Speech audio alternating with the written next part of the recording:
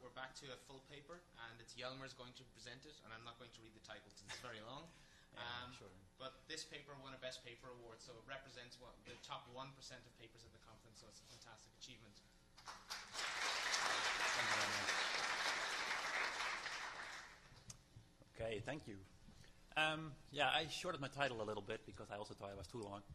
So I'm interested in what makes interruptions disruptive, and I'm looking at this cognitively. So what in our cognitive system actually makes it hard to recover from interruptions? And in this talk, I will present you with a cognitive process model, so a computational model of task interruption and resumption, and that can basically predict how disruptive an interruption will be, depending on the cognitive requirements of the tasks. So let me first give you a little bit of background. I guess you all know what interruptions are by now. I'm the fourth talk in this session, but okay. So last week I started working on my presentation, and as you can see, I had just my slide. My title slide was just done. I was looking at the SIGCHI website to figure out when my talk was, and I was looking again at my paper. And then the window cleaners came by, and I wanted to clean my window on the inside. Don't ask me why, but apparently that was necessary. So I had to leave my desk, clean everything off my windowsill, and about 10 minutes later they were gone, and I could come back to my task, and I was like, okay, so what was I doing? And that's exactly what I want to explain with my model. So why is it disruptive if someone comes into your room and interrupts you? So in the literature there are a couple of very clear effects. First of all, the interruption duration effect. So the longer the interruption is, the harder it is to resume your main task. Second, interrupting task complexity effect. The more complex the interrupting task is, the harder it is to resume your task. And finally, the moment of interruption effect. Depending on when you interrupt someone, in the middle of a task, or at the end of a task, or especially in the middle of a subtask, it will be very hard to resume your main task. And the question is, why is that? Now, the first two effects, the interruption duration effect and the interrupting task complexity effect, are very nicely illustrated by a study of Monk et al. So I would like to quickly show you what they did. This was back in 2008. They had people program a very complicated, old-fashioned VCR. I know we don't have those things anymore, and this paper was actually published in 2008. I don't think I had a VCR like this back then, but okay. And what I did was they interrupted this VCR programming task with 3 different interrupting tasks. Not this one. So this was my grad student coming in at this moment when I was making my presentation, and she asked me, so, do you know a good dentist? I was like, what are you talking about? I'm trying to make a presentation. So that is really the effect I want to talk about. Why is that disruptive? What is the process that makes it hard to get back to your main task? So to get back to Monk et al., they interrupted the VCR task, first of all, with a no task condition. So the screen was just blanked. People just had to wait for it to come back to continue with the main task. They had a visual manual tracking task. There was a dot moving over the screen, and they had to follow this dot with a mouse. And finally, a pretty complex end-back task, so a working memory task. The data looks like this.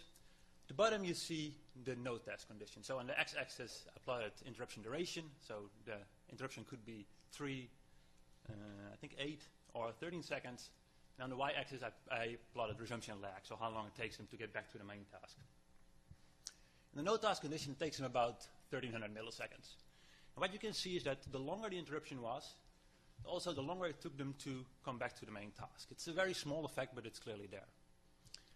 If the interrupting task was the tracking task, so they had this dot moving on the screen that they had to follow by with the mouse, you see that there's an increase in the intercept, but the slope more or less stays the same. And finally, they had the end-back task, the working memory task. And there you see the highest costs of the interruption. The intercept stays more or less the same as the tracking task, but now the slope is much steeper than it was before. They also presented a model of this, or at least Daryl Zavucci did in a later paper together with Monk and Crafton. A so-called memory for goals model. I was kind of hoping that some of you at least have heard of this. So I'll quickly go over it. So how they explain the data here is that they assume that each task has an associated task goal. When an interruption occurs, this goal is moved to memory where it starts to decay, so it loses activation. And the longer the interruption is, the harder it will be to retrieve it, and the longer it takes to retrieve this task goal and to resume the main task.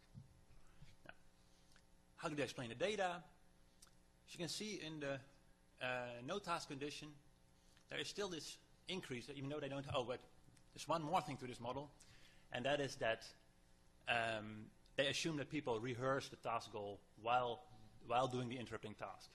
And the more difficult the interruption, the harder it is to rehearse the goal, and the more time it will take for them to get back to the main task.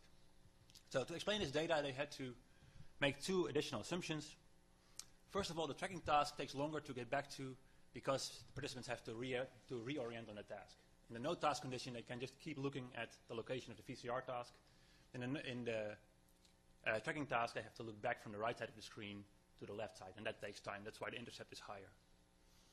Second, they had to assume that people rehearse only during the first 2.5 seconds of each interruption. And I think that's kind of a strange assumption.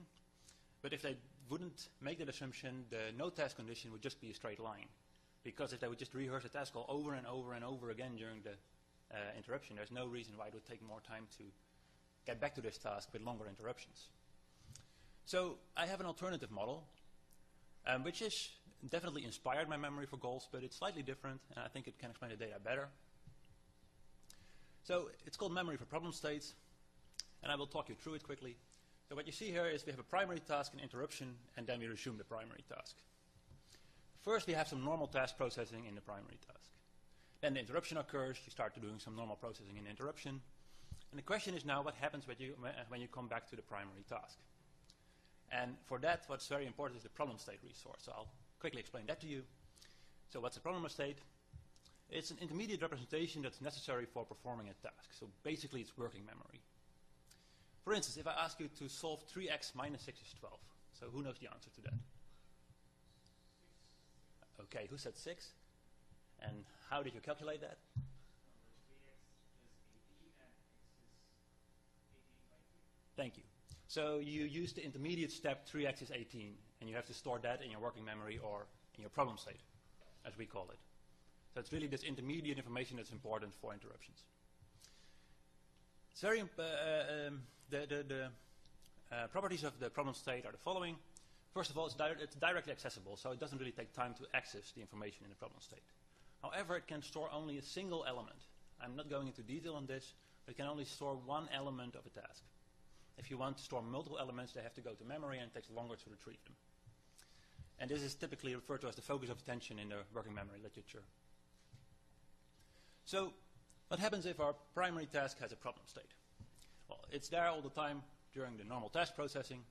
And when the interruption occurs, the interrupting task also needs the problem state resource, puts the primary task problem state into memory, where it starts to lose activation. If the primary task now wants to resume, you have to retrieve the information that it had in working memory, because otherwise it doesn't know what to do. Well, this process takes some time. You need to do memory retrieval. Then you have to restore this to the problem state resource, which also takes a certain amount of time. And only then can you resume your primary task. So this gap here explains the resumption lag. At least it explains that when we have when we need a problem state for both tasks. Because if only the primary task needs a problem state, you can just maintain it during the interruption, and there's basically no resumption lag at all. Similarly, if only the secondary task, the interrupting task, needs a problem state, also there we don't really have an interruption lag. At least that's what the theory predicts. So, to summarize, according to memory for problem states, interruption costs are due to problem state retrieval and restoration. And this is only necessary when both tasks actually need a problem state. Now, this whole model is implemented in ACR. You can download it from our website. It's really a running computational model, so you can, in this case, it actually ran on the same interface that the participants got. And that means you can really get quantitative predictions. And here is my fit to the data set from Monk et al. So on the left, you see the data again. In the middle, the memory for goals model. And on the right, the memory for problem states model. Now, the fit is pretty much comparable to the memory for goals model. So how does it explain this? Well, we also have to make a couple of assumptions. First of all, we have to assume that the VCR uses multiple problem states. In the no task condition, we have the slight increase. And if there was only one problem state for the VCR task, there would be no reason for this increase. So we assume they need at least two. Second, the tracking task again takes longer because they have to reorient on the task, just as in memory for goals. And finally, we assume that the n-back task needs a problem state, thereby disrupts both problem states of the VCR task and increases the slope of the interruption, so the costs. So now we have a new model. We have 3 assumptions instead of 2. It doesn't really fit the data much better. So why am I arguing that this is a good model? Well, the next step was to use it to generate 2 predictions and test those predictions in 2 experiments. So the predictions look as follows. The first prediction says that increasing cost with interruption duration you will only find when both tasks need a problem state. So if only one of them needs a problem state, you will not find those increasing costs. You should just find a flat line. Secondly, the costs are higher when the primary task needs multiple problem states. Now, and especially the first prediction runs counter to memory for goals, which says that you always find increasing costs with interruption duration. So how did we test this? Well, the first experiment we had 2 tasks, a primary task and an interrupting task. And both tasks had an easy version and a hard version. In the easy version, participants did not need a problem state to do the task. And in the hard version, they did need a problem state. So what did they look like? Well, the first task was a subtraction task. Participants had to solve 10-column subtraction problems in right to left order. In the easy version, this is really easy. So 9 minus 8 is 1, 8 minus 8 is 0, etc. You can just very quickly do this. In the hard version, however, they had to borrow in 6 out of the 10 columns. So 1 minus 4 is not directly possible, so you make it 11 minus 4 is 7. Then you move to the next column, and you have to remember that you just borrowed 1 from the 5. So this becomes 4 minus 2 is 2. And this basically means that between each column, you have to remember whether you just borrowed or not. And that is what you use your problem state for. So the interrupting task, we had n back. In the easy version, we had a 1 back task where you just saw a stream of digits, so 4, 5, 5, 1, and you constantly had to say whether the digit was the same as the digit before or not. You don't really need working memory for this because you just see if the image on the screen is the same or different than the previous image. However, in the hard condition, in the 2 back condition, we used a 2 back task, so now we had a stream like 4, 5, 4, 8, and participants had to say whether the current digit was the same or different from the letter 2 back. And for that, they had to use their working memory to keep track of the previous digits. Here are the results. On the left, the data, on the right, the model. The 2 bottom lines in the data are the lines where the subtraction task was easy, where subtraction did not need a problem state. And you see that those lines are just straight. So indeed, if the primary task did not need a problem state, you do not see an effect of interruption duration. Similarly, also the hard-easy condition, where subtraction was hard but n-back was easy, is more or less straight. Only in the hard-hard condition we really see this steep increase with interruption duration. The model reflects this. It's not a perfect fit. It doesn't explain the difference between the hard-easy condition and the easy-easy condition, for instance. But given that this was a prediction, I think it's still quite a nice explanation of the data. So that takes care of the first prediction. Indeed, we only find an increase in cost with interruption duration if both tasks need a problem state. Now, the second prediction, these costs should be higher when the primary task needs multiple problem states. We tested that with a similar setup, but instead of a subtraction task, we now use a typing task as our primary task. In the easy version, we showed participants a sequence of letters. We first showed them a K, and the thing they have to do is simply click on the K. So they see a K, click on the K, see an A, click on the A. They don't have to represent any information in memory. However, in the hard condition, we showed them a complete word. So this is actually a real word in Dutch. It's uitnodigen, invite. But as soon as they clicked on the first letter, so the U, the word disappeared, and they had to enter the rest of the word without any feedback. So they had to remember what the word was, and they had to remember where they were in the word. So in this case, the word is uitnodigen, and maybe they were at the 5th position. So they need multiple problem states to do this task. And here we see a different pattern in the data. Again, as long as the text entry task was easy, so the 2 flat lines, there was no effect of interruption duration on the resumption costs. However, as soon as typing became hard, so they needed 2 problem states, you see that there's an increase in cost with interruption duration. And this effect is even much stronger in the hard condition when the interrupting task, the n-back task, also needs a problem state. So this confirms our second prediction that the costs are higher when the primary task needs 2 problem states, and that you always find costs also if the interrupting task does not need a problem state itself. So, to summarize, memory for problem states explains the interrupting task, the interruption duration effect by decaying problem states in memory during the interruption. It explains the interrupting task complexity effect by assuming that we get higher costs when the secondary task, so the interrupting task, needs a problem state. So this also predicts that it doesn't really matter how complex the secondary task is, as long as it needs working memory. And this was actually found before in the data, and it was kind of explained away in a paper, that the task manipulation was not difficult enough, but I think it's just because in both conditions in that paper, the interrupting task needed working memory.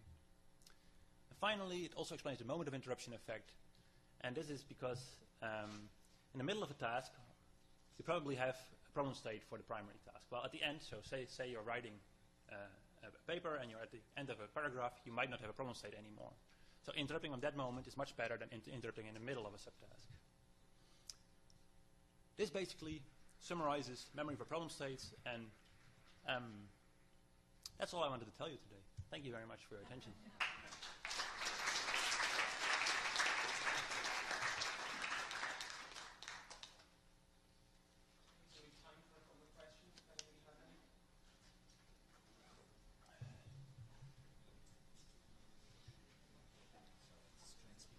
So I was just wondering, you had, in your first experiment, one of the conditions wasn't as well represented by the model. Do you have any sort of intuition as to why that is? What was the question? Oh, sorry. So, let's see. I have to really properly speak into the microphone. So in the first experiment, one of the conditions didn't match the model. The model didn't match the data as well as the others. So I was just wondering, was there any sort of explanation or intuition behind that? Not really, I'm afraid. That's the short answer. And I also can't really come up with an explanation right now, so no. So, yeah, short question.